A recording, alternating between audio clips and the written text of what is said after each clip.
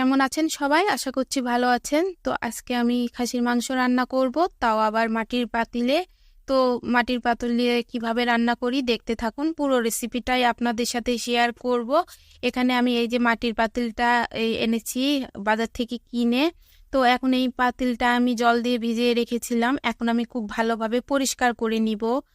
এইটা কিছুক্ষণ জল দিয়ে ভিজিয়ে, কিছুক্ষণ বলতে আমি 3 ঘন্টার মতো জল দিয়ে ভিজিয়ে রেখেছিলাম। আমি শুনেছি যে মাটির পাত্র ব্যবহার করার আগে, গ্যাস আগুনের ওপর দেওয়ার আগে আর কি, যে কিছুক্ষণ জল দিয়ে ভিজিয়ে রাখলে নাকি সেটা ভালো টেকসই হয়। সেই জন্যই আর কি, আমি এর আগে কখনোই ব্যবহার করিনি মাটির পাতিল বা মাটির কোনো কিছু। ওই যে সরা যে পিঠা ভাজা হয় সেইটাই শুধু ব্যবহার করেছি। তো দেখি এখন হয় কিনা। খুব ভয়ে ভয়ে রান্নাটা করেছিলাম। অনেকেরই দেখি ভিডিও তো যে মাটির পাত্রে রান্না করছে, খুব নাকি টেস্ট হয়। সেই জন্যই আর কি আমারও শখ হয়েছে মাটির পাতিলে রান্না করার জন্য। তো এই তো এখন আমি মাটির পাতিলটা ভালোভাবে পরিষ্কার করে ধুয়ে নিয়ে আমি এই জল দিয়ে গ্যাসের চুলায় বসিয়ে রেখেছি, যাতে হিট হোক ও বুঝতে পারি আমি পাত্রটা যদি ফেটে যায়। এই ভয়েই তো বসিয়ে রেখেছি, দেখা যাক কি হয়। তো ওই সাথে আমি ওই তো পেঁয়াজ কেটে নিলাম, আর আদা রসুন, আদা ঠিক নয়, পেঁয়াজ আলু আর রসুন কেটে নিয়েছি। আর সাথে আমি মাংসটাও খুব ভালোভাবে পরিষ্কার করে নিয়েছি, ধুয়ে বেছে পরিষ্কার করে নিয়েছি। আর এখন আমি মাংসটা ম্যারিনেট করে নিব, হাতে মেখে, সব কিছু হাতে মেখে তারপরে আমি উঠিয়ে দিব। এখানে 1 কেজি খাসির মাংস ছিল আর কি, আমি পুরোটাই নিয়ে নিয়েছি।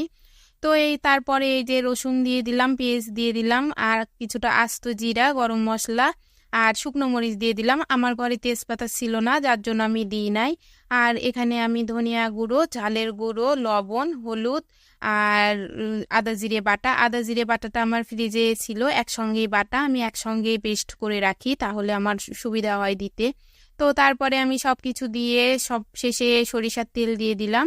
আমি এখানে অর্ধেকটা পরিমাণ সরিষার তেল দিয়েছিলাম আর অর্ধেকটা পরিমাণ সয়াবিন তেল দিয়েছিলাম। সয়াবিন তেলটা আমি পরবর্তীতে দিব, হাঁড়িতে দিয়ে দিব আর কি। তো এই তো আমি সব কিছু হাতে মেখে রেখে দিব 1 ঘন্টার মতো। 1 ঘন্টা পরে তারপরে আমি হাঁড়িতে অল্প আঁচে খুব ভালোভাবে বসিয়ে দিব, কষিয়ে নিব বেশ অনেকক্ষণ ধরে। আমি প্রায় 50 মিনিটের মতো অল্প হিটে রেখে দিয়েছিলাম, অল্প জল দিয়ে ঢাকনা দিয়ে ঢেকে রেখেছিলাম, মাঝে মাঝে নাড়াচাড়া করে দিচ্ছিলাম। এতে মাংসটা খুব ভালো সুসিদ্ধ হয়ে গিয়েছিল। আর সাথে পেঁয়াজ রসুনগুলো যে দিয়েছিলাম ওইগুলো সব খুব ভালো গলে গিয়েছিল। আর খাসির মাংসতে পেঁয়াজ রসুন যদি গলে যায়, আমি কখনোই খাসির মাংসতে পেঁয়াজ বাটাটা ইউজ করি না, আমি সবসময় এভাবে কেটেই ব্যবহার করি। তো এইভাবে আমার মাংসটা মনে হয় ভালো হয় আর কি। তো আমি এই যে মাংসটা বসিয়ে দিয়ে 20 মিনিটের মতো ঢাকনা দিয়েই রেখে দিয়েছিলাম। 20 মিনিট পরে এই যে ফিরে এসে নাড়াচাড়া করে দিলাম। ওইভাবে আমি অনেকক্ষণ ধরে কষিয়ে নিয়ে তারপরে এই যে আলুগুলো আমি দিয়ে দিলাম। আলুগুলো আমি কাঁচা আলুই দিয়েছি আজকে আমি আলুগুলো ভেজে নিই নাই।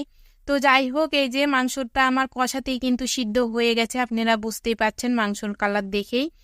তো এই যে সিদ্ধ হয়ে যাওয়ার পরে আমি একটু পাশের চুলাতে গরম জল করে নিয়েছিলাম, আলুগুলো তো দিয়ে দিয়েছি আগেই।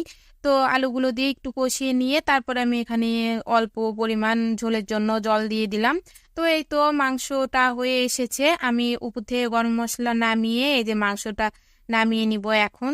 তো মাংসের কালারটা কিন্তু যেমন এসেছিল, মাংসের টেস্টটাও সেই রকম হয়েছিল। তো ভালো থাকবেন সবাই, সুস্থ থাকবেন। আজকের ভিডিওটা